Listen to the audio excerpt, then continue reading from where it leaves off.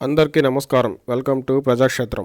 ఆంధ్రప్రదేశ్లో వైసీపీ ప్రభుత్వంపై వ్యతిరేకత ఉందని ప్రతిపక్షాలు చెప్తున్నా వైసీపీకి ఉన్న ఓటు బ్యాంకు వర్గాల దృష్ట్యా వైసీపీ బలంగానే ఉంది.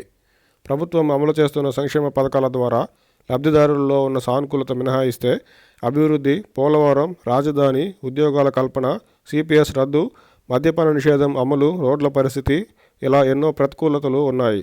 వైసీపీకి ఉన్న ఈ ప్రతికూలతలను ప్రతిపక్ష టీడీపీ కూటమి పూర్తి స్థాయిలో ఉపయోగించుకోవడం లేదనేది రాజకీయ విశ్లేషకుల అంచనా. వైసీపీకి ప్రభుత్వ పరంగా ఉండే సానుకూలతలు, ప్రతికూలతలు పక్కకు పెడితే వైసీపీకి ప్రజల్లో పలు కీలకమైన సవాళ్లు ఉన్నాయి. ఆ సవాళ్లకు విరుగుడుగా వైసీపీ నెగిటివ్ ప్రచారాన్ని నమ్ముకుంది. రాజకీయ వ్యూహాల్లో నెగిటివ్ ప్రచారాలు ఎంత మేరకు లాభిస్తాయనేది ప్రశ్నార్థకమే. వైఎస్ వివేకానందరెడ్డి గారి హత్య కేసుకు సంబంధించి ఇప్పటి వరకు సిబిఐ చేసిన విచారణ ప్రకారం అన్ని వేళ్లు వైఎస్ అవినాష్ రెడ్డి గారి వైపు, వైసీపీ నేతల వైపు ఉన్నాయి. సునీత గారు, షర్మిల గారు బాహాటంగానే జగనన్న హంతకులను కాపాడుతున్నారని, చెల్లెళ్లకు అన్యాయం చేశారని నిత్యం ప్రజలకు చెప్తూనే ఉన్నారు. ప్రజలు సైతం సిబిఐ, సునీత, షర్మిల గారుల వాదననే ఎక్కువగా నమ్ముతున్నారు.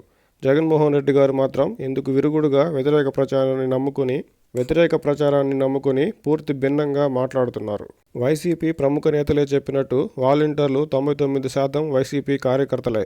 అందుకే మొదటి నుంచి వాలంటీర్లకు టీడీపీ, జనసేన పార్టీలు వ్యతిరేకమన్నది పింఛన్లు అందుకునే వారి మొదలు ప్రజలకు తెలిసిన విషయం.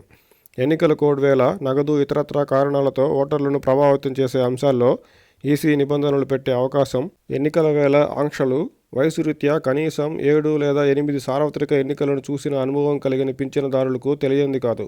గతంలోనూ పింఛనిచ్చే వ్యవస్థలు ఉన్నప్పుడు కేవలం వాలంటీర్లు పింఛను ఇవ్వకూడదు అన్న కారణంగా పింఛన్లు ఆలస్యం చేయడం, దానికి ప్రతిపక్షాలే కారణం అనే వ్యతిరేక ప్రచారాన్ని వైసీపీ ప్రజల్లోకి తీసుకెళ్లింది.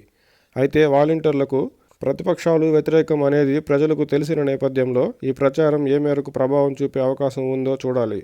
పింఛనుదారుల ఇబ్బందుల దృష్ట్యా పింఛన్ల విషయంలో నెగిటివ్ ప్రచారానికి వెళ్లినా ప్రత్యామ్నాయ ఏర్పాట్లతో పింఛన్లు సవ్యంగా ఇవ్వాల్సిన బాధ్యత ప్రభుత్వానిదే అవుతుంది. దాదాపు ఇలాంటి సంఘటనే తెలంగాణ ఎన్నికల వేళ బీఆర్ఎస్, కాంగ్రెస్ల మధ్య రైతు బంధు విషయంలో జరిగిన రాజకీయం తెలియంది కాదు కదా.